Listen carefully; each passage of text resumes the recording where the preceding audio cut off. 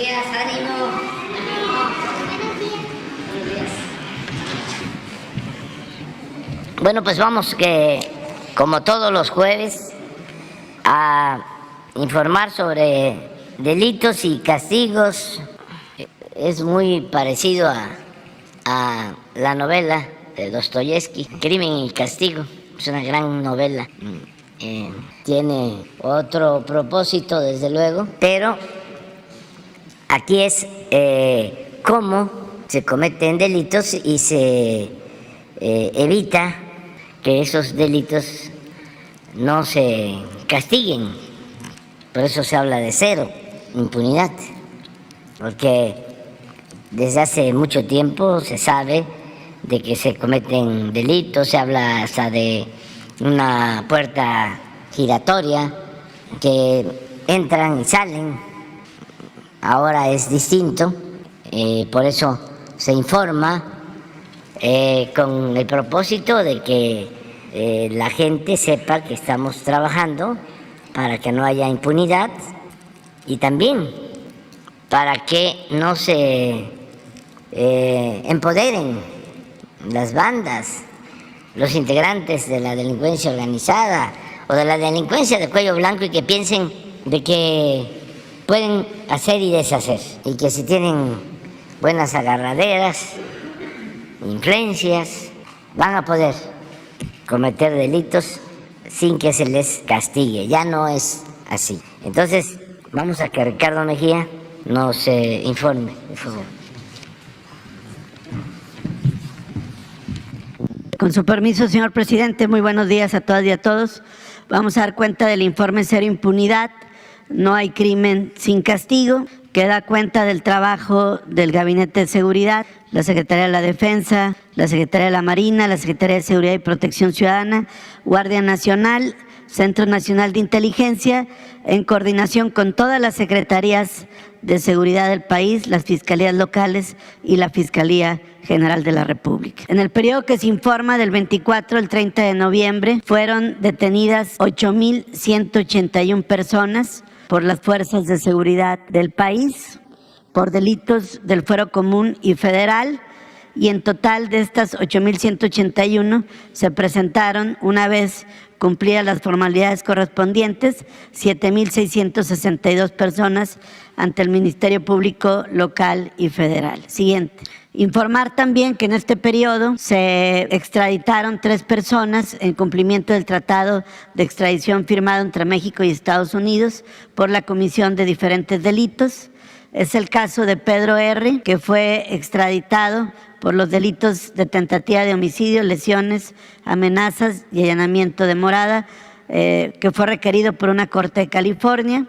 Es el caso de Benito B., que fue extraditado por un delito de agresión sexual a una corte de Texas, y el caso también de Dionisio A., que fue extraditado para cumplimentar un mandamiento de una corte de Texas por delitos de asociación delictuosa y contra la salud. Siguiente. Informar que el pasado 25 de noviembre, elementos de la Fiscalía General de Justicia de Sonora, en coordinación con Sedena, Guardia Nacional y la Secretaría de Seguridad Pública del municipio de Cajeme, detuvieron a 5 personas tras cumplimentar una orden de cateo en un inmueble de Ciudad Obregón. Estas personas tenían a 2 personas privadas de la libertad desde el pasado 23 de noviembre.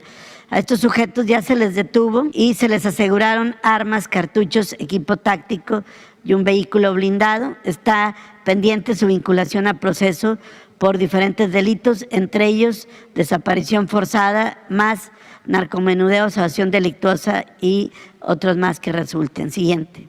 Aquí queremos destacar que se les aseguraron 5 armas tipo fusil, calibre 7.62 por 39, con aditamiento lanzagranadas, uno de ellos, y este vehículo blindado, un Tajo, tenía inclusive un mecanismo para lanzar ponchallantas y aceite con alta tecnología en una persecución criminal. Ya están asegurados. Siguiente. Informar del homicidio de un menor de 8 años, donde fueron detenidos 2 familiares indirectos del pequeño de 8 años de edad. Estos son los presuntos homicidas, ya están vinculados a proceso y fue una acción de la Fiscalía General de Justicia de la Ciudad de México. Siguiente. También informar de la detención del presunto feminicida de Grisel Pérez Rivera, quien era activista de derechos humanos. Ella fue hallada sin vida en marzo de 2021 en la comunidad de Durazno de Mixquihuala de Juárez, en el estado de Hidalgo, y en una acción coordinada entre elementos de la Fiscalía del Estado de México y la Procuraduría de Hidalgo, en Chimalhuacán, lograron la detención de Gerardo Esteban N., pareja sentimental de la víctima y quien se le acusa no solamente del feminicidio, sino también de la desaparición que en su momento perpetró este sujeto. Ya está vinculado a proceso penal. Siguiente. También informar de la detención y posterior vinculación a proceso del exalcalde de Ciudad Cerdán, Puebla, así como 3 regidores. Este exalcalde Juan N. se le imputa el delito de ejercicio indebido de funciones públicas durante su administración y por estos hechos se le acredita un daño patrimonial por casi 23 millones de pesos. Ya fue vinculado a proceso y tiene la medida cautelar de prisión preventiva justificada. Siguiente. También informar que en Morelos, dentro de la estrategia de seguridad del mando coordinado, la Policía Estatal logró la detención en flagrancia de 6 personas, generadores de violencia de esa entidad, quienes han participado en delitos como privación ilegal de la libertad, violación de la Ley Federal de Armas de Fuego, delitos contra la salud y más que resulten en el municipio de Cuautla. Estos sujetos se lograron su detención cuando fueron alertados por terceros de su presencia en la central de abastos de Cuautla. Los elementos de seguridad lograron su detención, asegurándoles arma larga, arma corta y otro tipo de sustancias. Siguiente. También informar que dentro de los operativos que lleva a cabo la Secretaría de la Defensa Nacional y la Guardia Nacional, en colaboración con diferentes fuerzas de seguridad, durante el periodo que se informa se detuvo a 42 personas. Por ejemplo, en Jiquilpan, 2 personas con 25 armas largas y se les aseguraron también 7 vehículos.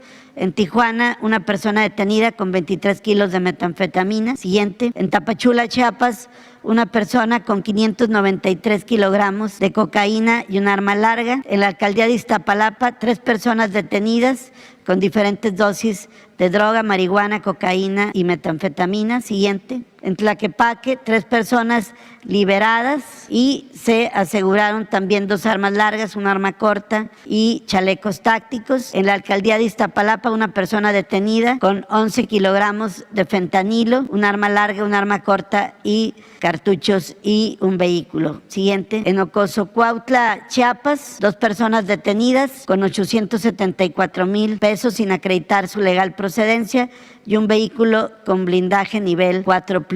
En Nuevo Laredo, Tamaulipas, 3 personas detenidas con 3 armas largas y 2 armas cortas en el operativo de la Sedena. Siguiente. En Mexicali, una persona detenida con diferentes documentos para cobrarse con un valor total de más de $101,000 americanos sin acreditar su legal procedencia. Igual en Ciudad Hidalgo, Michoacán, 3 personas detenidas a quienes se les encontró un cuerpo que está por identificarse y 3 armas largas. Siguiente. En la alcaldía de Iztapalapa, en otra operación, 3 personas detenidas con 120 kilogramos de marihuana. Siguiente. Aquí queremos detenernos para ampliar la información sobre diferentes operativos que se llevaron a cabo por parte de la Secretaría de la Defensa Nacional, la Guardia Nacional y la Coordinación Antisecuestros en el municipio de Pinos, Zacatecas. Por estos eventos, que fueron diferentes eventos durante el mismo día, se logró detener a 3 policías de la Corporación Municipal de Pinos vinculados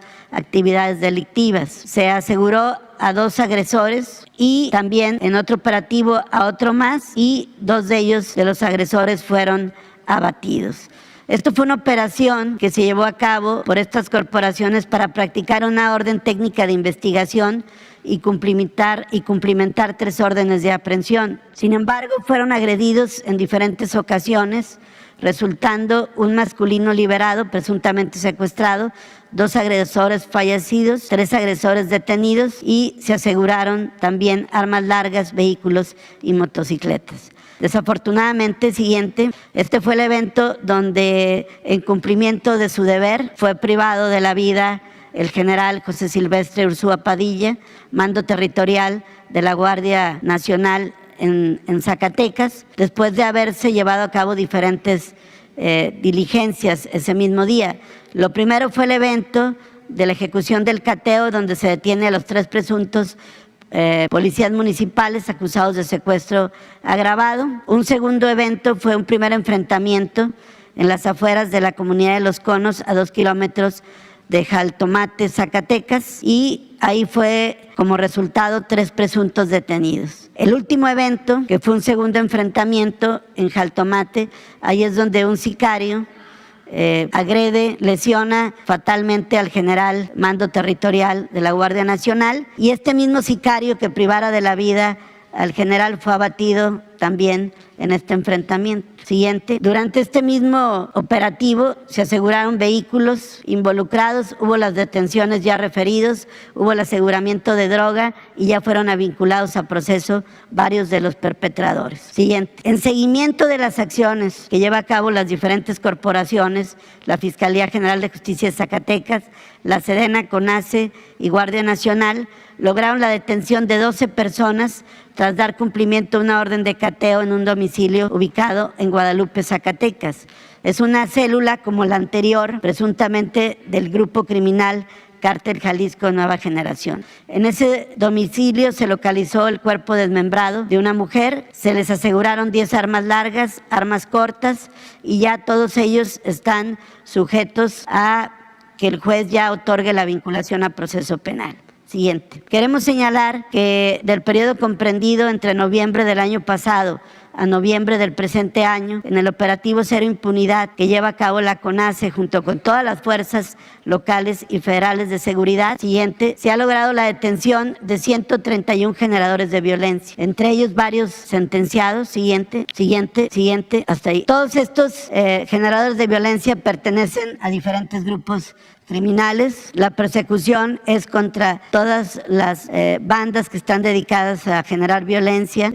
Trátese del Cártel Jalisco Nueva Generación, del Cártel del Pacífico, del Cártel del Noreste o células criminales locales. Siguiente. Informar también que en un operativo de la Secretaría de la Defensa Nacional, en coordinación con el Centro Nacional de Inteligencia y la Fiscalía Especializada en Materia de Delincuencia Organizada de la Fiscalía General de la República, se logró la detención en flagrancia de Heriberto N., alias El Negrolo, presunta cabecilla del grupo conocido como la Tropa del Infierno, que es un grupo de sicarios y generadores de violencia del Cártel del Noreste, que es el cártel que es heredero de los antiguos Zetas, que tiene injerencia en Nuevo Laredo, Tamaulipas. A este sujeto se le señala de diferentes agresiones a elementos policiales, a instalaciones militares, a instalaciones consulares también. Fue también el que, una vez que se detuvo a Juan Gerardo N., alias El Huevo, en otra operación de Sedena,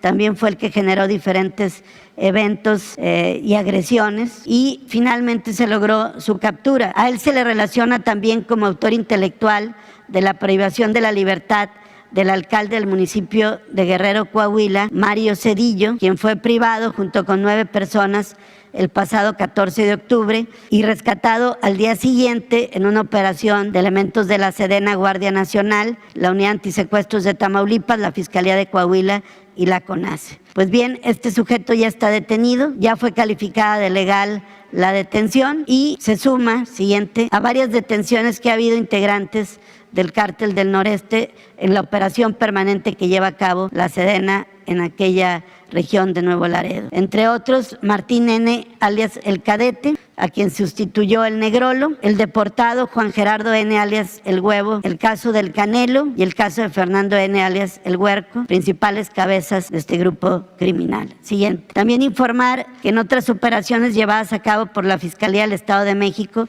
en coordinación con Sedena, Semar, Guardia Nacional y CNI, en el marco del operativo denominado 96 horas, se logró la detención de Misael N., alias El Pollo, quien es integrante de la familia michoacana y se le ubica como lugarteniente de un sujeto criminal apodado El Mala, y la actividad principal de este individuo es la extorsión, el cobro de extorsión a locatarios de cerveza, base de taxis, venta de pollo en mercados, y fue detenido por la Fiscalía de Justicia del Estado de México con apoyo de todas las corporaciones mencionadas. Cabe recordar que el pasado 19 de noviembre también fueron detenidos otros 8 presuntos integrantes de esta organización delictiva en Toluca, también dedicados fundamentalmente a la extorsión, que es la principal actividad criminal de ese grupo denominado Familia Michoacana. Siguiente. Aquí hay otras más detenciones relevantes de la familia michoacana en el Estado de México, y recordar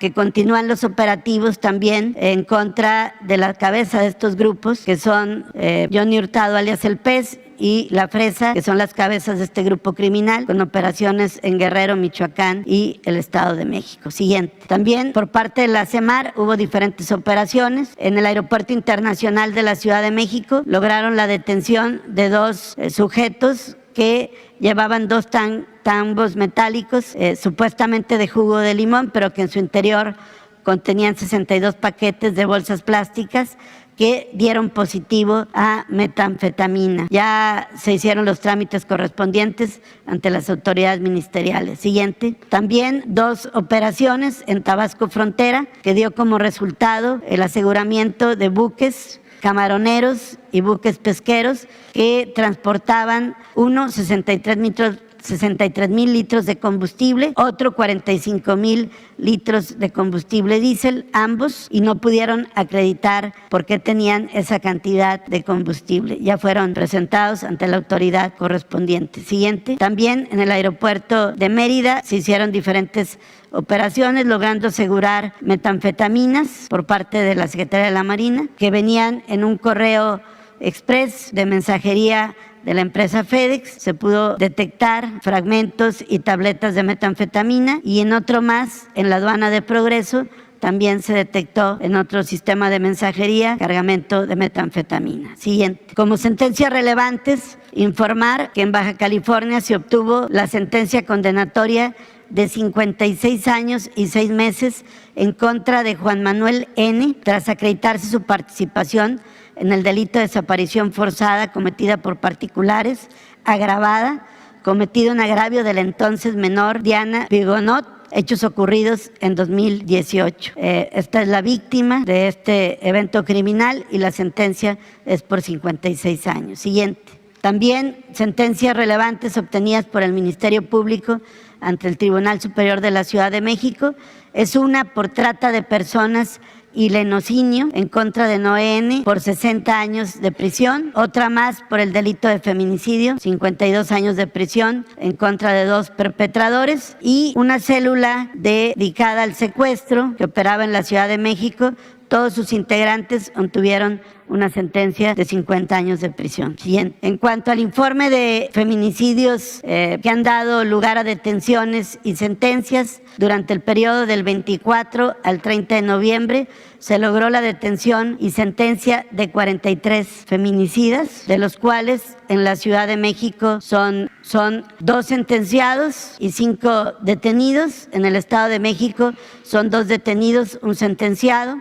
En Tamaulipas, 1 sentenciado. En Veracruz, 1 sentenciado. En Puebla, 1 detenido. Siguiente. En Jalisco, 3 detenidos. En Chiapas, 3 detenidos. En Hidalgo, el detenido que ya dimos cuenta, feminicidio de un activista de derechos humanos. En Michoacán son 4 detenidos y 1 sentenciado. En Tabasco, 2 detenidos. En Morelos, 2 detenidos. En Baja California, 3 detenidos. En Yucatán, 3 detenidos. Y en Aguascalientes 3 detenidos. En Guerrero 1 sentenciado, en San Luis Potosí 1 detenido, en Baja California 1 sentenciado, en Quintana Roo 1 detenido y en Sinaloa 1 detenido. Recordar que la sentencia por feminicidio va de los 40 a los 70 años y a partir de todo este esfuerzo se han logrado estas detenciones. También como parte de la impunidad que aquí hemos dado a conocer casos de jueces federales, pero ahora vamos a dar a conocer el caso de un tribunal de enjuiciamiento en el estado de Guerrero. Es el caso de la liberación o la absolución del presunto homicida de la periodista y youtuber Lilian N., también conocida como la Nana Pelucas, por hechos ocurridos el día 5 de febrero en Acapulco, Guerrero. Ella se encontraba ahí en un lugar, llegaron y la la asesinaron. Fue un hecho que conmocionó a la opinión pública en su momento. Después de diferentes acciones se pudo identificar que Edgar Saúl N., alias El Pipas, o el Negro Pipa, perteneciente al cártel independiente de Acapulco, conocido como SIDA, fue el presunto autor del homicidio de esta periodista. Él se le detuvo por parte de la Fiscalía del Estado de Guerrero, se presentó ante el juez. Sin embargo, el Tribunal de Enjuiciamiento del Estado de Guerrero, del Distrito Judicial correspondiente, integrado por 3 jueces, el maestro Rodrigo Ramos, Reiner David Ramírez y el maestro Sergio Guzmán, determinaron que no había los elementos para condenar por homicidio a este sujeto en primera instancia y decretaron su libertad inmediata, no tomando en cuenta todas las pruebas, todos los elementos que aportó el Ministerio Público, ni todos los antecedentes de este sujeto, que es identificado como el coordinador de sicarios de ese grupo criminal en Acapulco. No obstante ello, este sujeto tenía otra imputación por el delito de secuestro agravado y la Fiscalía logró obtener la orden de aprehensión para detenerlo. Sin embargo, no podemos omitir que en un primer momento el mismo juez, Rodrigo Ramos, había negado la orden de aprehensión por el delito de secuestro en contra de este sujeto. Se tuvo que recurrir a un tribunal de alzada para que obligara al juzgador a emitir la orden de aprehensión correspondiente por secuestro agravado. No obstante ello, la audiencia se había dado para después del fallo absolutorio por el delito de homicidio que había sido imputado precisamente Edgar Saúl, alias El Pipa. Pues bien, actuando con celeridad, la Fiscalía General de Justicia de Guerrero, en coordinación con la Fiscalía del Estado de Sonora, lograron cumplimentar la orden de aprehensión por el delito de secuestro agravado en contra de Edgar Saúl N. en el municipio de Hermosillo, una vez que estaba egresando del Ceferezo número 11 en Hermosillo, una vez que había sido absuelto del delito de homicidio. Ahí mismo, los elementos ministeriales de ambas fiscalías le cumplimentaron la orden de aprehensión por secuestro agravado, orden de aprehensión que tuvieron que estar presionando para que fuera otorgada. Siguiente. Y en el caso de los compañeros y compañeras periodistas asesinados durante el presente año, continúan las indagatorias y las investigaciones, pero al momento no hay actos procesales o detenciones relevantes que informar. ¿Sería cuánto? Bueno, vamos a ver, ustedes 3 y ustedes 3. Nada más una pregunta. ¿No han preguntado en los últimos 15 días? Bueno, pues ya, ahí quedó. Sí, bajo protesta de decir verdad.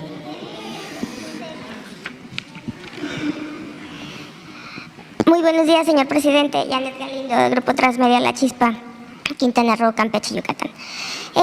Señor presidente, en días pasados se suscitó que llegó aquí una persona. ¿Qué se ha pensado tras estos sucesos? Usted tuvo contacto directo con las personas el domingo tras la marcha, pero después el que haya traspasado la seguridad a alguien, ¿no han pensado en una mayor seguridad o no sé, una estrategia, ya que, bueno, usted es el primer mandatario, digo, también es tema de seguridad nacional? Bueno, miren, la verdad es que no hay un ambiente enrarecido. Existe diálogo, hay polémica, pero no pasa de eso. Ya hasta nuestros adversarios han ido poco a poco, ¿no? Actuando, yo diría que hasta con sentido del humor. Ayer o antier, bueno, antes era yo el rey del cash, luego el rey del acarreo, y ahora resulta que soy pues el rey de la magia negra. Nosotros respetamos todas las creencias, todas las religiones, los libres pensadores, pero Pedro Ferriz, no sé si papá o hijo. Papá, ¿por qué no lo pones? Porque eso no es coraje, odio, eso es ya pues una caricatura de protesta, de cuestionamiento, de crítica, ¿no? Pero no pasa de eso. Tendrán y luego otras cosas de que hay los que están constantemente en las redes y no tienen malas intenciones. Eso que indio patarrajada de Macuspana, ya hasta expliqué de que yo no usaba zapatos cuando estaba niño. Sí tenían mi papá para comprarme los zapatos, pero hay mucho calor en el trópico. Entonces imagínense lo que es andar con zapatos. Nada más los usábamos y era muy incómodo para ir a la escuela. Salíamos de la escuela y nos quitábamos el zapato y andar sin zapatos. Y así jugaba uno béisbol y todo, sin zapato.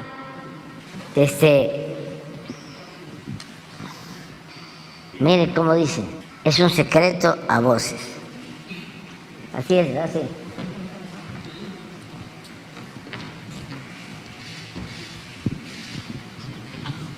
AMLO recurre a diario a brujería, santería, magia negra y rituales de muerte para llegar y acumular poder. Ya tuvo lo que quiso, ahora va de regreso. Eso se llama karma o justicia divina. Es increíble, ¿no? Porque él fue durante mucho tiempo como dirigente,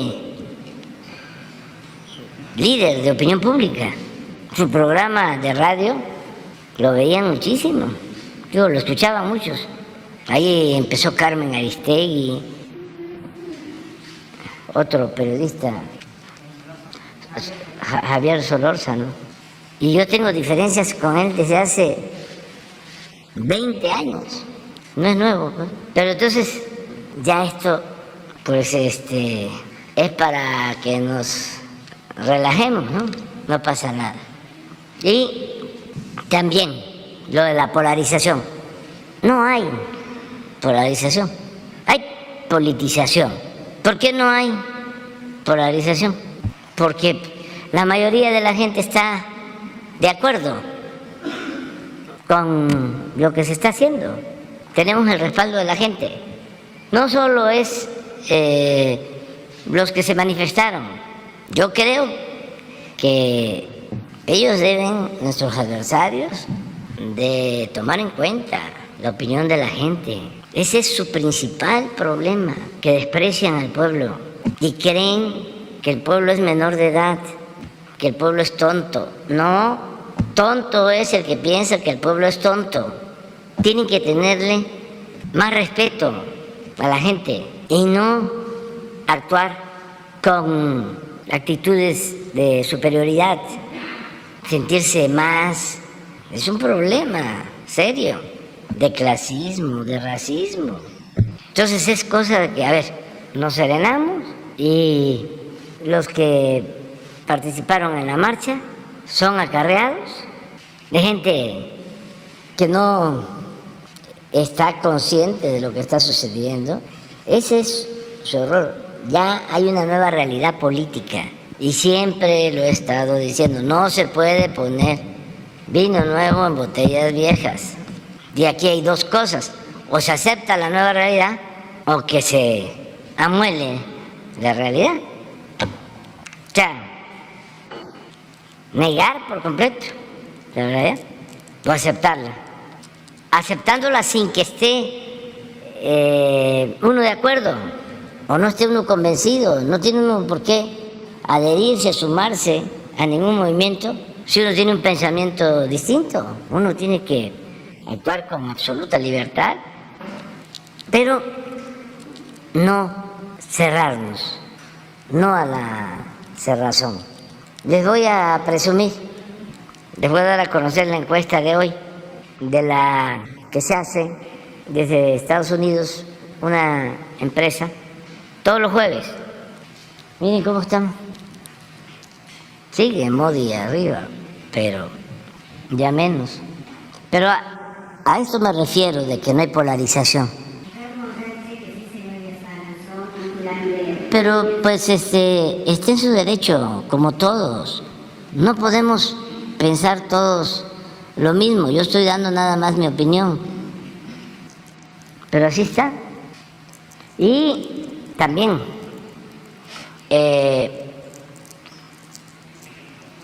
son los sectores a los que estamos apoyando más por humanismo, porque hay que darle más al que tiene menos. La justicia significa eso. No puede haber trato igual entre desiguales. Pero también sectores medios que no son fifís ni aspirantes a fifís, porque también no cualquiera puede ser fifí. A ver si consigues la definición de fifí del maestro Taracena, pero cómo narra la actuación de los fifís en contra de Madero. ¿Quiénes eran? Pues estamos hablando de hijos de oligarcas, de hacendados porfiristas. A ver si antes de la quincena trágica, porque no fue la decena trágica, como estos grupos son como juniors, promovían el golpe, pero nada que ver con muchos que se sienten fifís. Pueden aspirar, ¿no? Entonces, no hay tampoco, pienso yo, polarización. Y les decía, hay sectores de clase media que apoyan. A ver si pones una foto de una señora que, pues, tiene una imagen de mujer de clase media alta o alta, y dice: yo estoy aquí en la marcha porque estoy a favor de la transformación. Y también empresarios que están con nosotros. Hay quienes pues, no coinciden, pero hay quienes, por ejemplo, no ven bien lo que hace Claudio. No crean que todos le aplauden. No, pero Claudio se citó como el jefe del bloque conservador y es el que maneja los partidos de ese bloque. Claro que hay empresarios en México muy inteligentes. ¿Cómo se van a dejar representar por Claudio? A lo mejor a pantalla, pues a los dirigentes de los partidos. Por lo mismo, ¿no? Claudio X González, su papá, muchas veces presidente del Consejo Coordinador Empresarial, el impulsor de la guerra sucia en contra de nosotros, el apoyador en su momento de la campaña del licenciado Peña, aunque después hubieron diferencias. Puede ser que salga, si no lo dejamos pendiente, pero sí es muy interesante, porque esta Taracena es, de lo que pasó día con día y la actitud de estos personajes y quiénes eran. Eso es importante. Sí, lo dejamos después. De hecho, en una de sus conferencias, la doctora Sheinbaum comentó que esta marcha, pues el apoyo fue tan fuerte que puede pasar a los libros de texto, puede pasar a la historia. ¿Cuál sería, mi pregunta sería hacia usted, a usted cómo le gustaría pasar a la historia este gobierno de transformación? Bueno, yo antes que nada agradecerle mucho a la gente y volver a insistir de que este no es un movimiento de un solo hombre, no de un grupo de dirigentes, ni siquiera de un partido. Este es un movimiento de millones de mexicanos. Conceptualmente, teóricamente, las revoluciones, las transformaciones, se pueden hacer a partir de que hay una vanguardia, es decir, un grupo que está muy consciente de la necesidad de un cambio, pero no deja de ser minoritario. Es un grupo en donde hay conciencia de miles, puede ser de millones de personas, pero no significa todo el pueblo. Cuando hay revoluciones y se triunfa así, se corre el riesgo de que haya traiciones. Se triunfa y los que llegan se olvidan del pueblo, no resisten las tentaciones del poder. Por eso, lo mejor, que es por lo que optamos nosotros, es por crear conciencia masiva.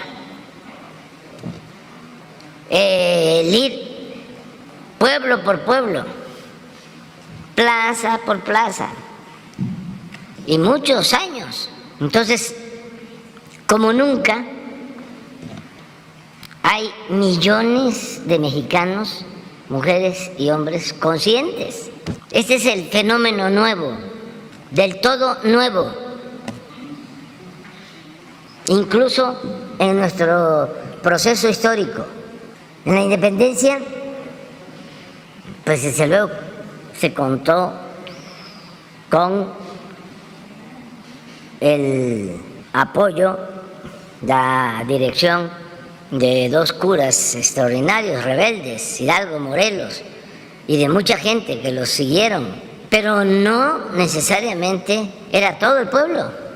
Tan es así que lo hemos dicho aquí, asesinan a Hidalgo, le cortan la cabeza y le exhiben 10 años en la plaza. ¿Qué no pudo el pueblo de Guanajuato o el pueblo de México pedir o exigir que ese agravio no se realizara, ese escarmiento? Es hasta que triunfa el movimiento de independencia en el 21 que ya quitan la cabeza de donde la exhibieron, el padre de nuestra patria. El movimiento de reforma, eso es lo más excepcional que hay en la historia, porque imagínense un grupo de liberales que enfrenta el poder del clero en ese tiempo, que el clero era el dueño de todos los bienes materiales, pero no solo eso, de las conciencias. Hoy, en la encuesta del 2020, en el censo, creo que 77% expresaron ser católicos. Hasta ahora, imagínense tomar una decisión de expropiar los bienes del clero, establecer el principio bíblico de que a Dios lo que es de Dios y al César lo que es del César. Eso no se llevó a cabo en ningún país del mundo. Pero lo mismo es una vanguardia de liberales, eso sí, mujeres y hombres que parecían gigantes. Es lo mejor que ha habido. El mejor gabinete, los mejores intelectuales, la mejor prensa, el mejor presidente en toda la historia de México. Dicen algunos fue un milagro, otros dicen fue una chiripa. La revolución, que fue sobre todo a partir del asesinato de Madero, un movimiento masivo y muy violento. 1 millón de mexicanos perdieron la vida por violencia y por epidemias y por hambre. De todas maneras, no era todo el pueblo. Lo nuestro es pacífico, es una transformación que tiene como propósito un cambio de mentalidad, una revolución de las conciencias, y eso lo hemos logrado. Hace falta más. ¿Y cuáles son los fundamentos? Pues el que seamos humanos. Yo empecé a describir cómo podríamos llamarle a nuestro modelo, y he llegado a la conclusión que lo vamos a bautizar como humanismo mexicano y vamos a recoger lo mejor de la historia universal, todo lo universal que sea necesario, posible, y todo lo nuestro. Pero también, como decía Martí, aunque nos injertemos en el mundo, el tronco tiene que ser el nuestro. ¿Cuáles son los fundamentos del humanismo mexicano? Pues es el pensamiento de Hidalgo, el pensamiento de Morelos, el pensamiento de Juárez, el pensamiento de Madero, el pensamiento de Villa, de Zapata, de los Flores Magón, el pensamiento del general Lázaro Cárdenas. Y dicen los dirigentes del PAN que les estamos plagiando lo del humanismo. ¿Ustedes creen que los conservadores estaban de acuerdo en que se aboliera la esclavitud como lo quería Hidalgo? ¿Ustedes creen que los conservadores estaban de acuerdo en el documento Los Sentimientos de la Nación de Morelos, que decía que se modere la indigencia y la opulencia? ¿Tiene que ver eso con el pensamiento conservador? ¿O lo que decía Morelos? Que se aumente el salario del peón, que se eduque al hijo del campesino y del barretero igual que al hijo del más rico hacendado, que haya tribunales que protejan al débil de los abusos que comete el fuerte. ¿Ese es pensamiento conservador? ¿Y estaban de acuerdo con Juárez? Pues cuando ganaron la presidencia sacaron a Juárez de los Pinos. Las pinturas, claro que son cosas completamente distintas. ¿Cómo surge el PAN? Porque están en contra de la política popular, patriótica del general Cárdenas. Están en contra del reparto agrario, en contra de la expropiación petrolera. Se lleva a cabo la expropiación petrolera en 1938 y en 1939 se funda el PAN para oponerse. No nos parecemos, pero tenemos que respetarnos, cada quien tiene sus concepciones, sus ideas, y debemos de tomar en cuenta eso. Vinieron los compañeros. No sé si tengas otra pregunta. Nada más rápido, ¿cuál sería su mensaje? ¿Qué es lo que hace falta para impulsar al deporte mexicano y sobre todo el mensaje hacia la selección del partido de ayer? Gracias. Los felicité porque ayer jugaron muy bien. Muy bien. Y nos dieron momentos de alegría, de felicidad y también de esperanza. Y, como suele pasar, hay mucha afición para tan poco desarrollo deportivo en esta disciplina. Entonces, lo que se tiene que hacer por respeto a la gente es formar buenos futbolistas, que se puedan crear escuelas y que se destinen recursos con ese propósito. Pero eso corresponde al sector privado. También, si nosotros tenemos que ayudar, lo hacemos, sobre todo por el entusiasmo de la gente, por el respeto que merece la gente. Esa es mi opinión, ¿no? Y también puse lo de los memoriales de Culhuacán. Es un texto bellísimo. Es ánimo. Mientras existe el mundo, no va a desaparecer la fama y la gloria del México Tenochtitlan.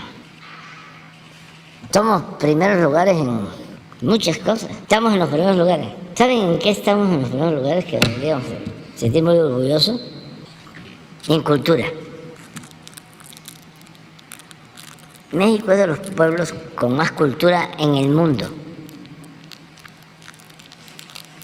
Y a mí me gustaría muchísimo que, por ejemplo, fueran a visitar los pueblos de Oaxaca, a la Sierra Norte, la Sierra Juárez, o a la Mazateca, o al Istmo, o a la Sierra Sur. Van a ver cuánta cultura hay. Oaxaca es de los pueblos con más cultura en el mundo, y así México. Entonces, no hay que sentirse mal, estamos adelante. Bueno, no es para presumir, pero estamos en segundo lugar a nivel mundial. Y Modi es un buen presidente de la India, pero digo, estamos bien calificados por nuestro pueblo. No hay en el mundo, por ejemplo, lo he dicho en otras ocasiones, un programa de reforestación como el de México. No hay en el mundo una obra como el Tren Maya. No hay en el mundo un plan para el bienestar de la gente como el que se aplica en México. No hay. Entonces hay que verlo todo hacia adelante, y son procesos. Se tiene que ir avanzando en todo, pero lleva tiempo. Que iba a venir el titular del INA hablando de cultura, precisamente para ver lo del rescate de las piezas arqueológicas. Sí, es muy probable que la semana que viene sí esté con nosotros, porque vamos a hacer una gira. Bueno, hoy salimos en la tarde a Veracruz, mañana la reunión de seguridad va a ser en el puerto, también la conferencia, y se va a tener una reunión de gobernadores para el tema de seguridad en Veracruz. Y por la tarde-noche vamos a constatar la remodelación, los trabajos de conservación del fuerte de San Juan de Ulúa, que estuvieron a cargo de la Secretaría de Marina, y me han dicho, y vamos a eso mañana, que quedó muy bien. Ese es un monumento histórico, es sinónimo de independencia, porque ahí es donde se han protegido los defensores de nuestra república en los momentos de invasión. De ahí, en 1825, se expulsó a los últimos soldados españoles, porque se consuma la independencia en el 21, el grito de Dolores, el inicio de la independencia es 1810, pero la consumación de la independencia es 1821, y todavía habían desembarcos, no aceptaban, y ese fuerte de San Juan de Ulúa lo tomaron españoles, y ya la Armada de México en 1825 los expulsó, y luego hubieron otras invasiones. Entonces ese fuerte pues es un monumento histórico, pero además fue cárcel durante el gobierno de Santana. Ahí estuvo preso Juárez, en el Porfiriato cárcel, y ahí estuvieron presos muchísimos revolucionarios. Era muy difícil salir vivo de esa cárcel. Entonces vamos a eso, y luego hacemos una gira por el sureste para el Tren Maya, Chiapas, Tabasco, Quintana Roo, Yucatán, Campeche. Incluso la reunión de seguridad y la rueda de prensa del lunes próximo va a ser en Campeche. O sea que nos vamos a ver hasta el martes aquí, porque tenemos que hacer esta gira. Hoy salimos. Gracias, presidente. ¿Ya están todos? Shaila Rosagel, corresponsal del Grupo Gili, El Imparcial de Sonora, La Crónica de Mexicali y Frontera de Tijuana.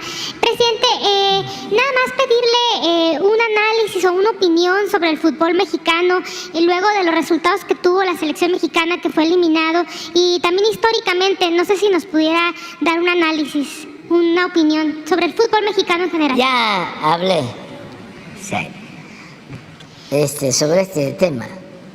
Es que si no, así como nos acusan de magia negra, nos van a echar la culpa a nosotros. Entonces, todo lo que diga se usará en su contra. Entonces mejor me quedo callado. Bueno, presidente, gracias. Sobre el tema que comentaba la compañera del joven que ingresó burlando la seguridad de Palacio Nacional el lunes, que dijo, bueno, comentó el muchacho que había dicho que iba para Hacienda y se metió, fue el que gritó aquí mientras estábamos en la conferencia de prensa. ¿Qué fue lo que falló? No sé si ya le revisó usted con su equipo qué fue lo que falló en materia de seguridad y si van a revisar protocolos para cuando usted está aquí en Palacio en la conferencia de prensa. Pues sí se hace, ¿no? Pero tampoco afecta. Es que la gente no tiene ánimo de dañar. En este caso es un oficial del ejército que fue suspendido por alguna razón y entonces está exigiendo que se le reconozcan sus derechos. Quiere ser escuchado y ya la Secretaría de la Defensa, el general secretario, ya incluso hasta me envió el informe sobre la situación de esta persona y se le va a seguir atendiendo. Pero no hay un ambiente de odio, de violencia. Afortunadamente se enojan y insultan, pero no pasa de ahí. Hasta la señora que dijo que yo era de Tabasco y de Macuspana y indio, Patarrajada, ofreció disculpa, no a mí, pero sí a mis paisanos de Macuspana. Se le olvidó que yo digo que soy de Tepetitán, porque Macuspana pues es la cabecera municipal. Mi pueblo es más pequeño. Es un pueblo a la orilla de un río, donde fui muy feliz. Entonces, pues ya con eso. Pero no se revisará algún protocolo de seguridad porque, bueno, es difícil de entrar, a nosotros nos acreditan, pues tenemos todo un proceso para poder ingresar aquí al Salón Tesorería. Y bueno, el muchacho dice, entró por atención ciudadana, preguntó creo que dónde está el baño, llegó hasta acá y dónde está Hacienda y se metió. Sí, pero vamos a cuidar eso. Pero la gente no está en el ánimo de hacer daño. Presidente, ya nada más por último preguntarle... Además, fíjate que tratas este tema. ¿Cuántos se manifestaron?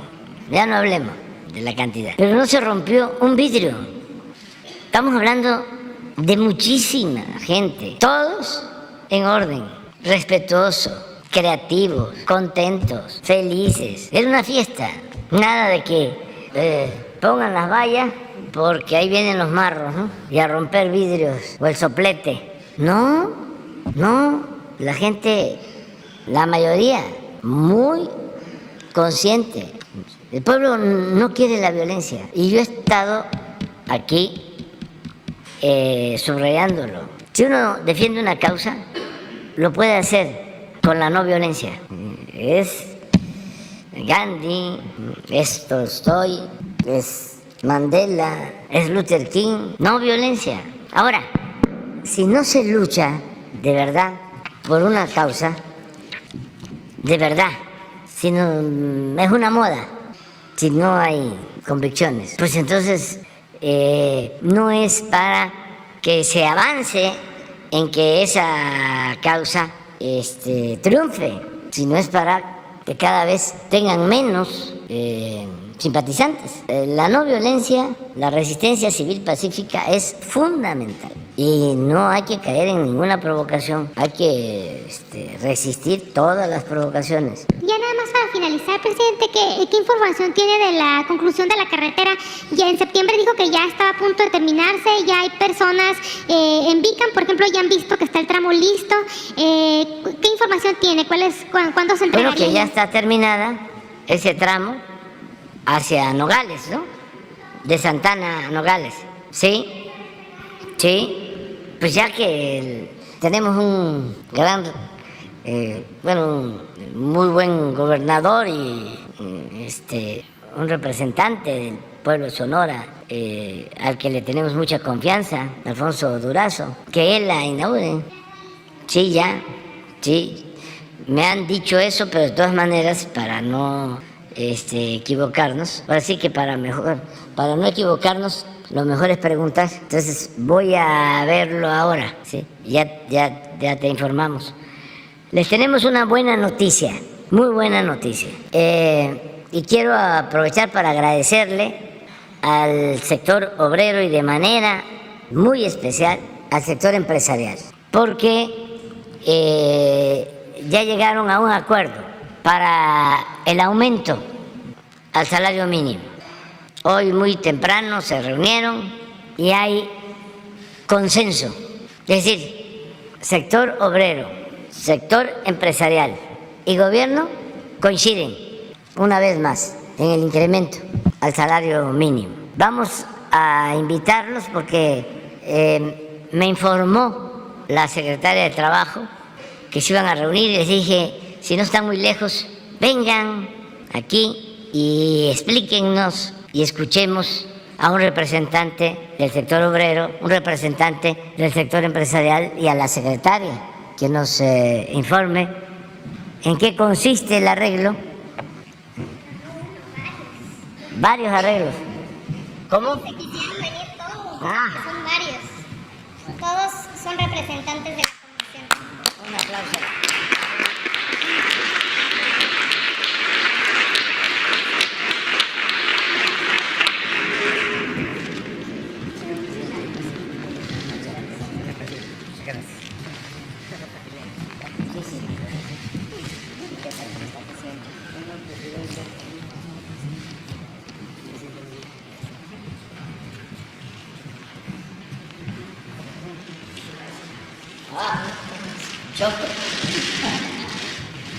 A ver, muchas gracias. Muchísimas gracias, presidente. Como bien acaba de señalar el presidente, esta mañana en el seno de la Comisión Nacional de Salarios Mínimos, por unanimidad, por consenso entre el sector empresarial, el sector obrero y el gobierno, se decidió y se definió un incremento del 20% al salario mínimo en 2023. Esto significa, si nos ayudan con la presentación, que a partir del 1 de enero del próximo año, el salario mínimo general pasará de 172 pesos diarios a 207. Es un incremento de 1,052 pesos al mes. También se definió un incremento del 20% en el caso de la zona libre de la frontera norte, por lo cual pasará de 260 a 312 pesos al día. Un incremento de 1,584 pesos mensuales adicionales. Aquí, como pueden ver, adelante, tenemos, presidente, una comparación de lo que ha significado en términos de capacidad adquisitiva en los tres principales elementos de la canasta básica. En esta política consistente ya llevamos, es el quinto incremento importante que se realiza en la CONASAMI. Como podemos ver, en el caso de frijol hemos pasado de 3 a 5 kilos el poder adquisitivo de una mujer, hombre, trabajador que gana salario mínimo. En el caso del huevo, de 3.2 a 4.6, y en el caso de la tortilla, de 6.5 a 10.2. Ello, a pesar de la inflación, hemos venido avanzando en la recuperación del salario mínimo. Adelante. Presidente, informarles que 6.4 millones de trabajadores serán beneficiados con esta política.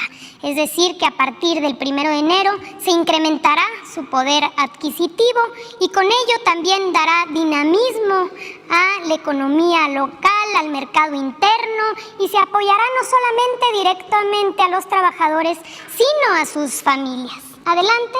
Aquí, presidente, mostrarle esta gráfica que es muy interesante. En 2020, que es cuando tenemos ya empezamos este monitoreo, si nos comparamos con con 135 países que llevan este tipo de registro de salarios mínimos, en 2020 nos encontrábamos en el lugar 85.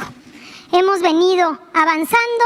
Hoy, presidente, con el incremento para 2023, vamos a avanzar a la posición número 50 respecto a los 135 países que tienen este registro. Adelante.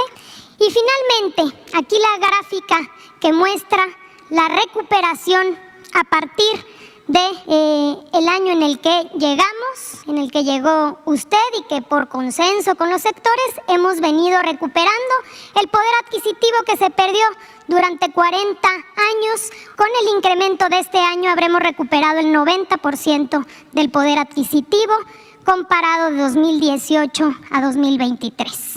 Ese es el informe, presidente. Si le parece bien, daríamos paso a darle la palabra. Hoy nos acompañan los diferentes miembros de la Comisión Nacional de Salarios Mínimos, cuyos voceros harán uso de la voz en representación de los sectores. Adelante, por favor, iniciamos con Carazo, por favor, José Luis Carazo, representante obrero. Muchísimas gracias, señor presidente, por recibirnos, por habernos invitado. Nos sorprendió mucho a todos gratamente hoy por la mañana.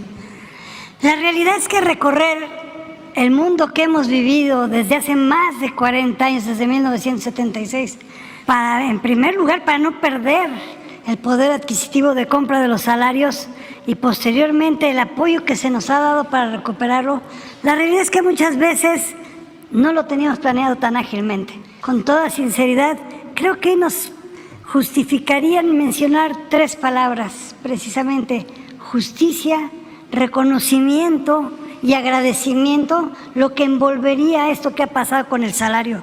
Como ya lo mostraron hace unos minutos, la realidad es que en 2016 teníamos un salario mínimo de 73.04 pesos. Ese era nuestro salario mínimo.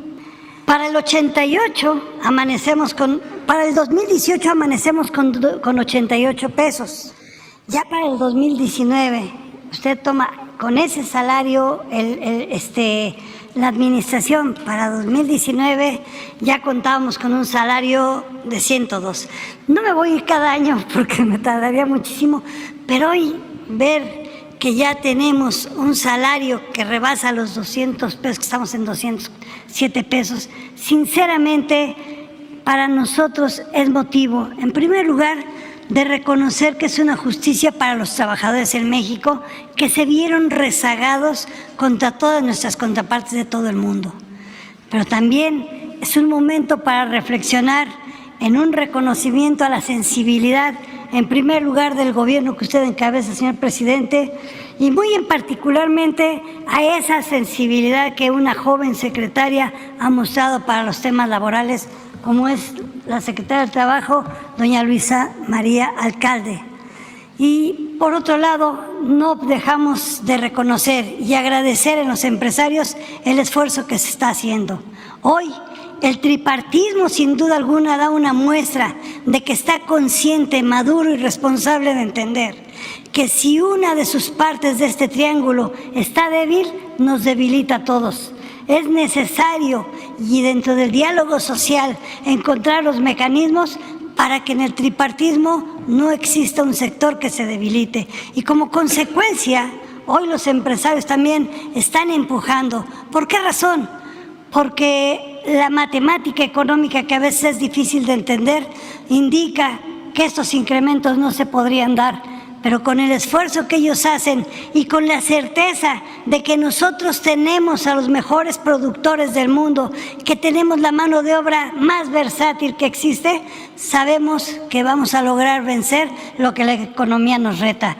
Muchas gracias, señor presidente, se lo digo sinceramente, y no puedo dejar de decirle que quien está atrás de nosotros en la Confederación le manda un afectuoso saludo y sin duda alguna su agradecimiento, que es el senador don Carlos Aceves del Olmo. Muchas gracias, señor. Muchas gracias a José Luis Carazo, representante vocero del sector obrero en la Comisión Nacional de Salarios Mínimos. Y vamos a pasarle la palabra, presidente, a Lorenzo de Jesús Roel, vocero del sector empresarial en la Comisión Nacional de Salarios Mínimos. Bueno, primero, señor presidente, gracias por la invitación al Consejo de Representantes de la Comisión Nacional de Salarios Mínimos. Y muy importante, como usted lo señaló, este resultado del diálogo social, del tripartismo, en donde interviene el sector obrero, hoy dignamente representado el sector empresarial, con la intervención, por supuesto, ante la Comisión Nacional de los Salarios Mínimos de Luis Felipe Munguía, quien participó en este proceso en representación del gobierno, y por supuesto pues la magnífica participación de siempre en este diálogo social de la secretaria Luisa María Alcalde, a la que le agradecemos también su participación, y simplemente decirle que, como usted sabe, el sector empresarial pues va a continuar apoyando este proceso de empoderamiento del salario mínimo general, con esta meta que desafortunadamente el tema de inflación que sufrimos en México nos complicó la cifra, pero seguiremos en ese impulso, y sobre todo con esta intención del sector empresarial con temas de productividad, competitividad, podemos seguir avanzando. Sé que significa para nuestro sector una importante decisión, pero simplemente apoyada, y en este camino pues simplemente buscar un México mejor, competitivo, y que precisamente no tengamos señalamientos de salarios bajos, sino ir creciendo en esta parte en relación al salario mínimo general, y por lo cual le reitero nuestro agradecimiento y también un saludo del presidente del Consejo Coordinador Empresarial, Francisco Cervantes, que le manda también un afectuoso saludo. Pues, presidente, con eso concluimos la jornada del día de hoy, 1 de diciembre. Será publicado en el Diario Oficial de la Federación y, por supuesto, será pues un mandato obligatorio a partir del 1 de enero de 2023. Señalar, presidente, que hay conciencia, hay un compromiso de que podamos llegar al 100% de recuperación en términos reales para el fin de esta administración. Tanto el sector obrero como el sector empresarial han asumido ese compromiso, entendiendo la importancia que tiene para nuestro país el salario mínimo y dejar atrás una política de contención sostenida que nos llevó a ser uno de los países con los salarios más bajos del mundo. Así que, pues, agradecer, por supuesto, a ambos, en especial al sector empresarial, y a usted, presidente, por su liderazgo, porque gracias a ese liderazgo es que hemos logrado llegar a este acuerdo unánime. Gracias. Bueno, pues de nuevo, muchas gracias. Qué bien que no sabían, ¿verdad? No. Porque esta es una buena noticia.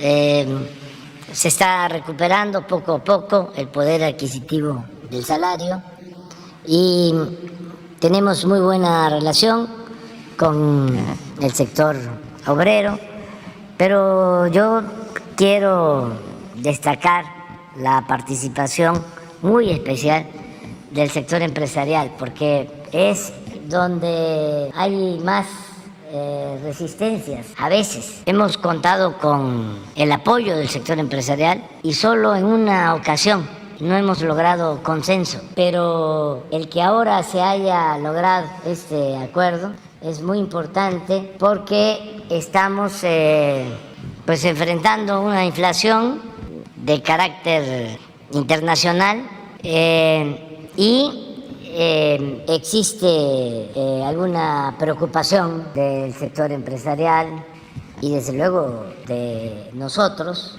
porque no podemos permitir que se desate la inflación, porque eso afecta mucho. Podemos estar incrementando el salario, pero si aumenta la inflación, no avanzamos. Por eso lo de Luisa María de medir el incremento a partir del costo de los básicos. O sea, si nos da para que la gente pueda comprar más frijol, más huevos, más pollo, más tortilla. Ahí es donde vemos si realmente se logra el que se tengan más ingresos en las familias. Y esto pues depende mucho también de la inflación, de tener controlada la inflación.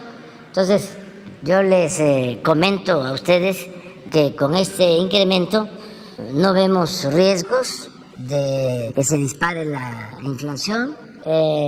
Además, estamos llevando a cabo un plan antiinflacionario que significa destinar un subsidio de más de 300,000 millones de pesos este año para que no aumente el precio de las gasolinas y del diésel. Y ese es un componente importante en la inflación comparada entre países. México es de los países en el mundo con menos inflación en energéticos. Esa política la vamos a continuar y sí ayuda mucho al sector empresarial.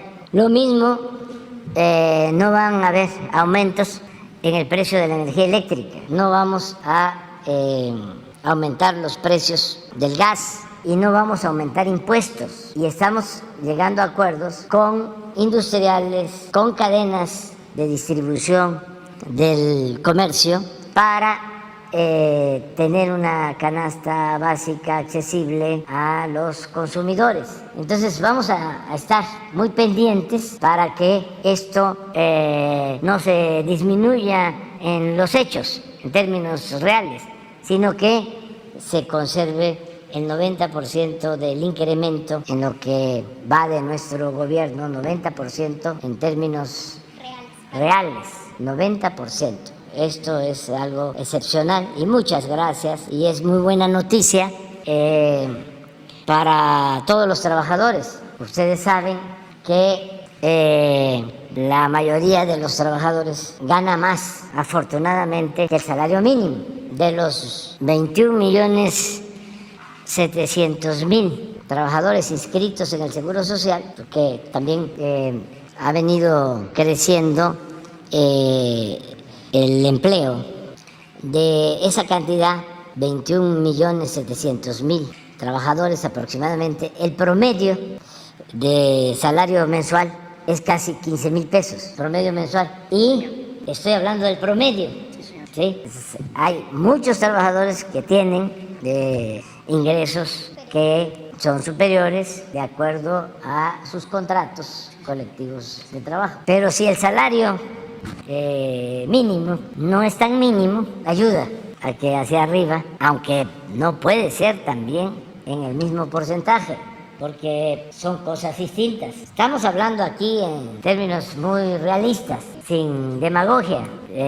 Ya en la contratación o en la revisión de los contratos, ya cada empresa logra un acuerdo, pero esto es un avance muy importante, muy importante, y lo celebramos, y pues es una muy buena noticia para los mexicanos. ¿Saben desde cuándo no aumentaba el salario mínimo en esta proporción? Desde hace más de 40 años. Entonces, sí es un hecho importante, es un día histórico el día de hoy. Y muchas gracias, muchas gracias.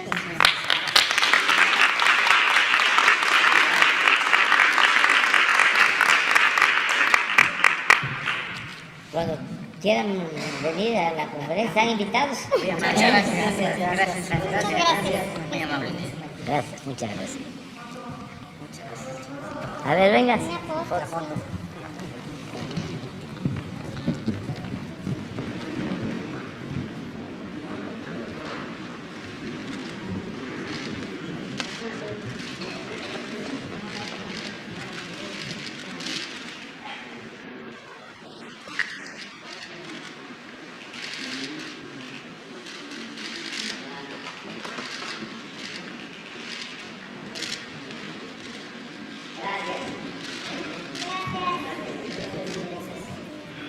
Voy a seguir ya. Sí, ya voy a seguir. Gracias. Muchas gracias, muchas gracias. Muchas gracias a ustedes.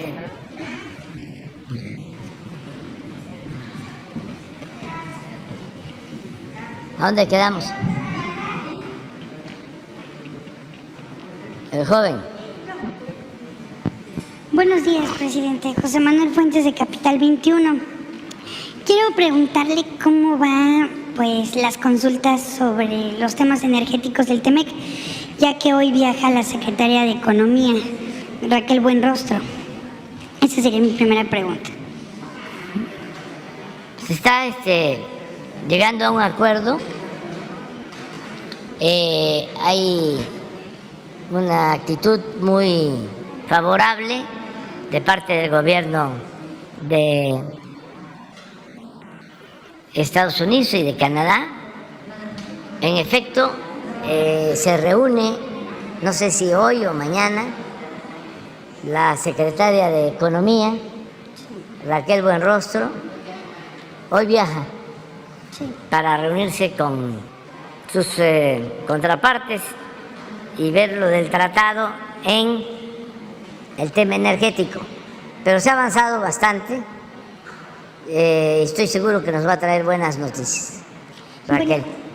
Y en una segunda pregunta, bueno, hace unos días usted y su homólogo colombiano Gustavo Petro acordaron convocar una conferencia internacional de mandatarios de Latinoamérica para rediseñar y replantear la política de drogas. Mi pregunta sería, ¿de qué va el rediseño? ¿Cuándo sería?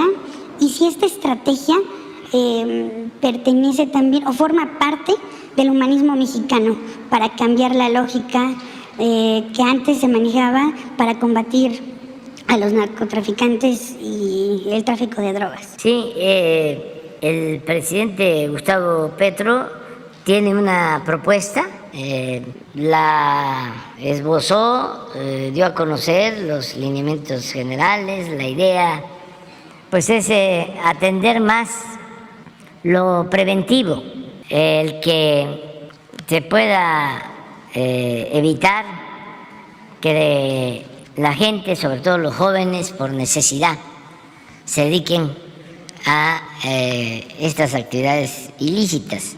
Y él tiene una propuesta, me invitó, yo acepté y quedamos en reunirnos. Es probable que sea en Colombia el encuentro.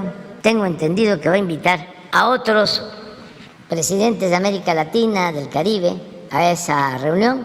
No lo hemos definido todavía en cuanto a la fecha del encuentro, la agenda, pero nos vamos a ver el día 14, que vamos a ir a Lima, Perú. Hablé con el presidente Petro y nos va a acompañar, y va a estar también el presidente de Chile. Estaba por confirmar el presidente de Ecuador.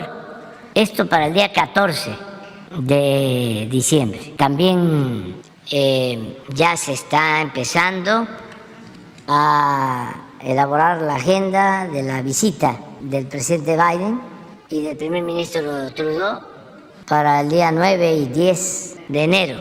Eso es lo que tenemos hasta ahora.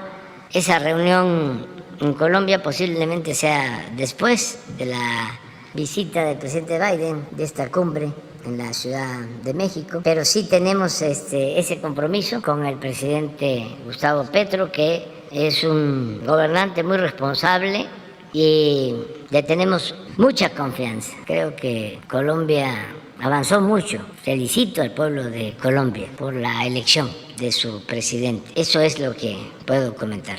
Bueno, también me gustaría preguntarle por qué aceptó, qué le pareció atractivo de esta propuesta de Gustavo Petro. Bueno, es que pues ellos tienen mucha experiencia en el daño que causan las drogas y han hecho planes y saben qué es lo que puede ayudar a enfrentar lo de el cultivo de, en este caso, la coca y el tráfico de la droga.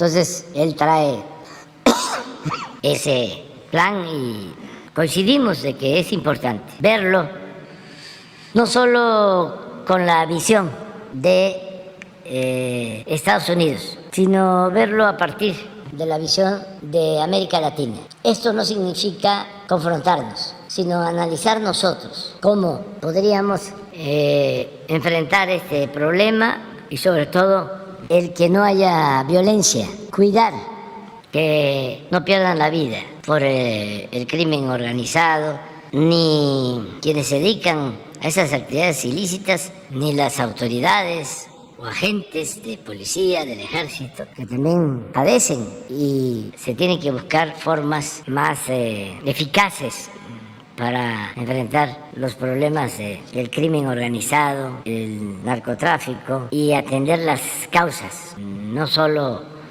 resolver las cosas o tratar de resolver las cosas con medidas coercitivas. Hay planes que pueden ayudar mucho.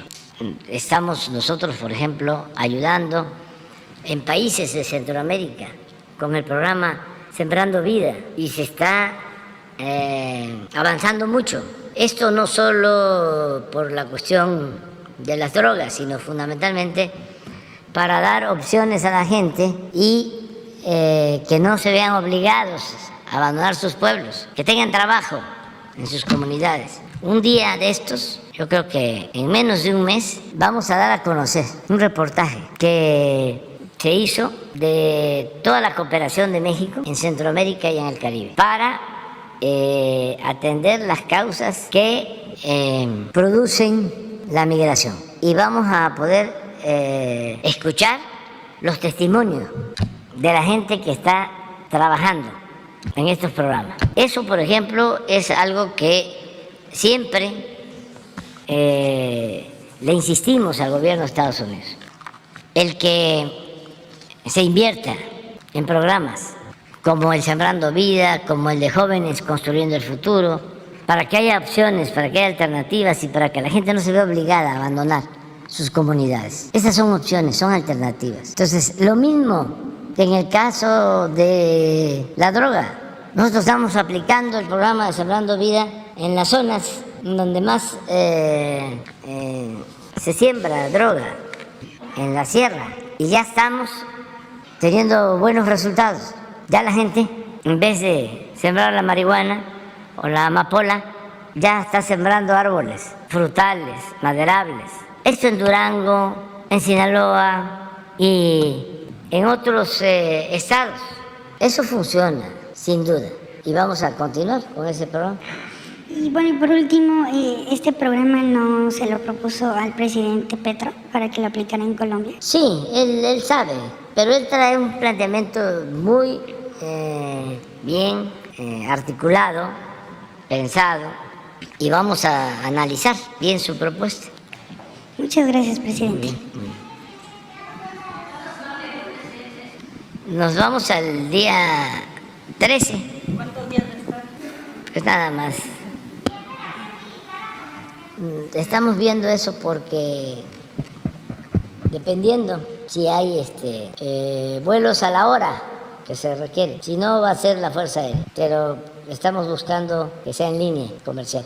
Pero si no hay la hora, bueno, es que hay veces que el avión sale a las 6 de la mañana, entonces ya no hay reuniones de seguridad ni mañanera, o es muy tarde.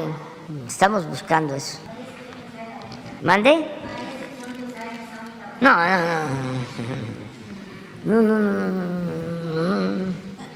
Ahí sí, es como dice Pedro Ferri, zafo.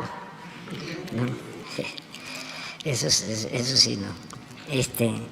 Por cierto, los que les invito para que vean que están los gatos, los gatitos que los cuidamos mucho aquí en Palacio, porque tienen también una campaña de esas, de que ya no están los gatos. Sí, pero que los vean porque pues, sí.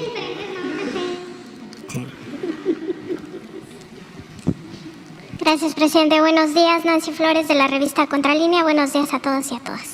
Presidente, preguntarle si estaba enterado de esta reunión que sostuvieron algunos directivos de bancos, específicamente de BBVA, de Banorte y de Santander, a propósito de esto que se votó en la Cámara de Diputados, esta reforma a la Ley de Instituciones de Crédito, que pues garantiza que sea el gobierno quien pueda obtener los recursos de cuentas que ya han sido abandonadas, que tienen más de 6 años abandonadas, y en esta reunión los representantes de estos bancos pues estaban pues muy nerviosos por qué va a pasar en el Senado de la República. Ahora pasó esta iniciativa al Senado y está por discutirse. Y ahí acordaron que ellos van a reactivar estas cuentas con pequeños depósitos de entre 100 y 1,000 pesos, en dado caso de que el Senado apruebe esta reforma a la Ley de Instituciones de Crédito, y con ello evitar, sobre todo en las cuentas que tengan más recursos, en las más abultadas, evitar que el gobierno las pueda obtener a través de la Secretaría de Hacienda y la Comisión Nacional Bancaria y de Valores. Esta reactivación pues la harían de forma artificial para que estos bancos sigan quedándose con estos recursos. De por sí ya lo venían haciendo. Cuando las cuentas son abandonadas, ellos se apropian de este dinero, y la iniciativa lo que busca es que este recurso pues se aplique en términos de seguridad y también de seguridad social. Preguntarle si tenía conocimiento de esta reunión y también su opinión al respecto. Lo está viendo el secretario de Hacienda, Rogelio Ramírez de la O, y él va a darnos su opinión sobre esto. Yo no quiero que cambien las reglas del funcionamiento de bancos, porque ofrecí desde la campaña que no iban a haber cambios. Desde luego, si se trata de bienes abandonados, habría que ver qué destino se le da a esos bienes. Y se puede llegar a un acuerdo con ellos, pero todavía no. Lo ha visto el secretario de Hacienda y él va a darme su opinión sobre eso y la voy a tomar en cuenta.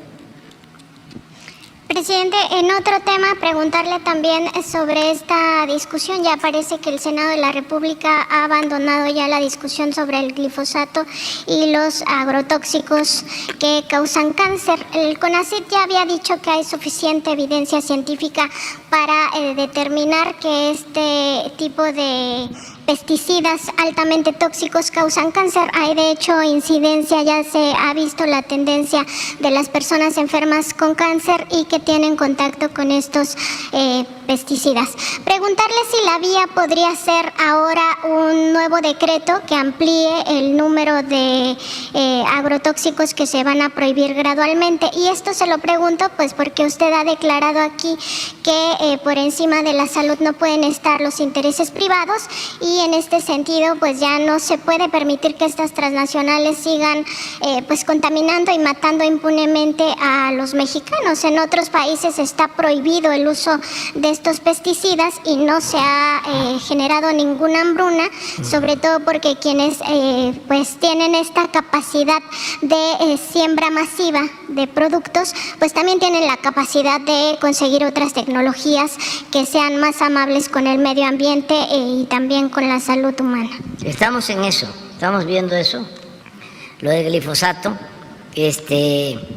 No queremos que se prohíba y que no haya una opción, una alternativa, porque quienes defienden lo del glifosato sostienen que en el mundo, así como se lo estoy diciendo, no hay todavía algo que lo sustituya, desde luego que no sea dañino. Entonces se está haciendo un análisis. Se sabe, y es cierto lo que sostienes, que hace daño a la salud. Eso se sabe, pero no hay cómo sustituirlo. Y estamos hablando de la producción de alimentos. Entonces se estableció un decreto emití un decreto para limitar el volumen utilizado, y eso se está cumpliendo. Y el propósito es que cada año se vaya limitando más. En tanto, CONACYT nos da una opinión sobre qué químico utilizar que no sea dañino o qué prácticas orgánicas se aplican, porque pues es el remedio y el trapito. O sea, se necesita una opción, una alternativa. Si es mucho el daño a la salud y no encontramos opciones alternativas, pues se prohíbe. Pero estamos en eso, estamos buscando opciones, desde herbicidas, vamos a decir, no químicos, hasta el uso del machete y de la tarpala para limpiar hierba, en vez de desaparecerla con bombas de aspersión. Estamos en eso, ya vamos a dar una respuesta. Presidente, también en el contexto de la discusión sobre la reforma electoral, pues ha quedado ya muy evidenciado que los partidos de oposición no defienden realmente la democracia, sino que defienden un modelo en el cual el Instituto Nacional Electoral es cómplice de los fraudes electorales. Más allá de eso, también, presidente, pues visibilizar que estos partidos, el PAN, el PRI, el PRD y Movimiento Ciudadano, también defienden el dinero, ¿no? Hay un presupuesto de más de 3.300 millones de pesos que les aprobó a estos 4 partidos el INE en agosto pasado, y ese es el presupuesto que no quieren perder, porque la iniciativa dice que ya no se les entregue tanto dinero del pueblo a los partidos políticos. Preguntarle cuál es su opinión al respecto, pues, de esta supuesta defensa a la democracia que en realidad esconde los verdaderos intereses de estos partidos de oposición, que primero es seguirse agenciando estos miles de millones de pesos año con año, porque esto es 2023, pero se espera que para 2024 el presupuesto sea de más de 4.000 millones de pesos, y también el hecho de tener pues autoridades títeres a sus intereses y que sigan pues cometiendo fraudes impunemente. Y es el tener un instrumento que podrían utilizar para hacer un fraude, como ya lo han hecho. No estoy inventando nada. El Instituto Electoral en el 2006 estaba manejado por la maestra Elbester Gordillo y se negaron a contar los votos para imponer a Calderón. Y lo hicieron desde el INE, con un cinismo extremo, cretinismo. El que creó el sistema de cómputo para recibir y contar los votos fue el cuñado de Calderón, y pues siempre han actuado así. Entonces eso es lo que hay en el fondo, pero están muy fuera de la realidad, porque ya la gente no va a permitir ningún fraude, pero ellos no dejan de pensar así. Con todo respeto a las gallinas, gallina que come huevo, ni que le quemen el pico. ¿De cuándo acá salen estos demócratas? Fox, demócrata; Calderón, demócrata; Madrazo, demócrata; Elbester, demócrata. No nos debemos de quejar, porque independientemente de que son cosas serias e importantes, no deja de ser divertido. Imagínense el que se muestren como son. Eso no lo hubiésemos logrado si no se lleva a cabo la transformación. Salinas quería un sistema bipartidista, PRI-PAN, para que siempre se lograra, mediante el gatopardismo, el que los potentados dominaran México, porque era lo mismo el PRI que el PAN. Bueno, tan es así que ya ahora se unieron por completo. Siempre lo dijimos, pero esa era la democracia de Salinas. Cuando yo llegué a un partido de oposición, yo dije, voy a romper eso. Nada de que va a haber así alternancia, decía. ¿Qué diferencia puede haber? Siempre decía yo, pues la diferencia que hay entre la Coca-Cola y la Pepsi-Cola. Y logramos romper ese bipartidismo. Y surge una opción nueva, distinta, que no tiene que ver ni con el PRI ni con el PAN. Y aquí sí ya están muy definidas las posturas, no hay simulación. Entonces, la reforma electoral, pues sí, es el dinero, ¿no? Pero ese tienen mucho ellos, tienen bastante. Tienen los medios de información, tienen dinero, tienen los medios de información. Nada más les falta algo, les falta pueblo. Entonces, se pueden quedar con ese órgano tratando de dominar. Pero ¿cómo le van a hacer? No van a poner mesas, no van a haber casillas, no le van a permitir a la gente ir a votar. No tienen ninguna posibilidad. Y lo que estábamos proponiendo, pues era, a ver, vamos a ahorrar, ¿cómo se van a destinar 25,000 millones de pesos para celebrar elecciones, para organizar elecciones? ¿Por qué en México es tan caro hacer las elecciones? ¿Por qué todo el aparatal ese que tienen? Y además replicado en los 32 estados. Y lo mismo, ¿para qué 500 diputados? ¿Por qué no 300 y que sean electos de manera directa por el pueblo? Y los plurinominales, quitarlos. ¿Cuánto se ahorra? Ahora porque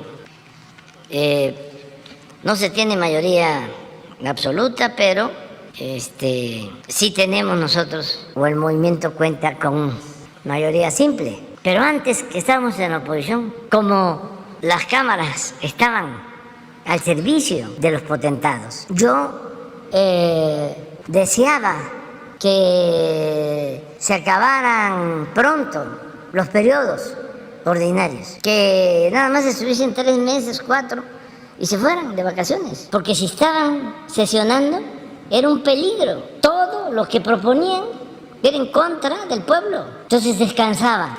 Cuando ya terminaba el periodo ordinario, aunque había siempre la amenaza de que convocaran a un extraordinario, porque era un instrumento por completo entregado a la oligarquía, a los investigadores de la UNAM, del Colegio de México, de otras universidades públicas, de ciencias sociales, que analicen qué características tienen todas las reformas a la Constitución que se hicieron en el periodo neoliberal. Te los dejo de tarea. Es para una tesis de licenciatura, de maestría, de doctorado. Y van a encontrar que todas las reformas fueron en contra del pueblo y a favor de una minoría rapaz. Todas. Yo les comenté de que 3 años, que fue cárcel, que ahora es premiado, porque en España están premiando a todos los que no están de acuerdo con nosotros, como la Feria del Libro de Guadalajara. 3 años que fue cárcel, secretario de Hacienda, aprobaron los diputados el presupuesto nacional por unanimidad. ¿Se imaginan eso? ¿Cómo le hizo cárcel? ¿Que es un político fuera de serie? No, los maiciaban, les daban dinero, habían partidas de moches. Entonces todavía dicen que hay que regresar a lo de antes. Pues quieren la Cámara para seguir entregando bienes nacionales a particulares y sobre todo extranjeros. Lo que hicieron con la reforma energética, con todas las llamadas reformas estructurales, la reforma fiscal, la reforma laboral, la reforma educativa. Todas esas reformas, antes de que se presentaran al Congreso en México o que las diera a conocer Hacienda, eran parte de la agenda del Fondo Monetario Internacional, que imponían en todos los países. Durante décadas no tuvimos un plan de desarrollo propio, nos imponían sus políticas, estas llamadas reformas estructurales. ¿Y qué son? ¿Qué es la reforma fiscal? Aumentar impuestos. ¿Qué es la reforma energética? Entregar el petróleo, entregar la industria eléctrica. ¿Qué es la llamada reforma educativa? Privatizar la educación. ¿Qué es la llamada reforma laboral o de seguridad social? Entregar el manejo de las pensiones de los trabajadores a particulares del mundo financiero, bajar los salarios, aumentar los costos del precio de servicios del gobierno, subir el precio de la luz, el precio de las gasolinas. Esas eran las reformas. Estaba en la agenda el combate a la corrupción, que era el principal problema de México. No. Estaba en la agenda luchar en contra de la desigualdad. No. Estaba en la agenda atender a los jóvenes de México para tener oportunidades de trabajo, de estudio. Estaba en la agenda fortalecer la educación pública, mejorar el sistema de salud. No, nada. Era todo aquello que significara negocio, lucro, en beneficio de una minoría. Entonces ya no hay eso y pues se siguen haciendo ilusiones, ¿no?, de que van a regresar por sus reales.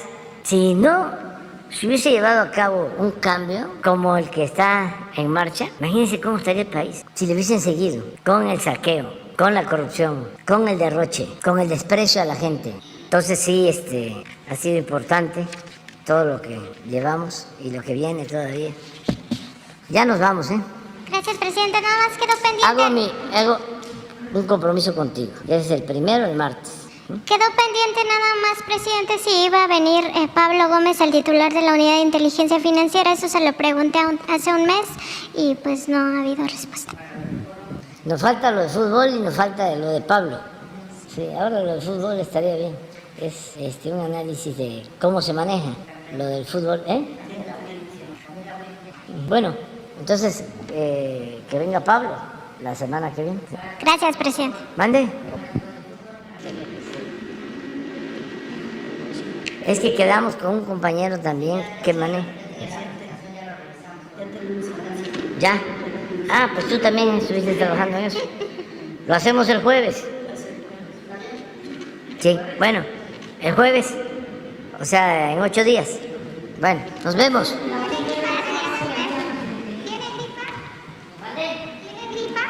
Sí, hay cambio de clima, se adelantó en el frío y he estado viajando y me estaba comentando un doctor que están los niños padeciendo bastante de gripe, de enfermedades respiratorias. Se adelantó pues vamos a decir, el invierno, ¿sí? Pero yo estoy bien, un poco de ronquera. ¿Mande?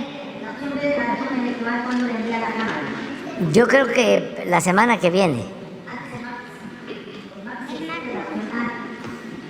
Sí, yo creo que ese día puede ser, ese día. Si ya la están trabajando y yo la reviso, aunque voy a estar afuera, siempre estoy viendo documentos y ya la enviamos.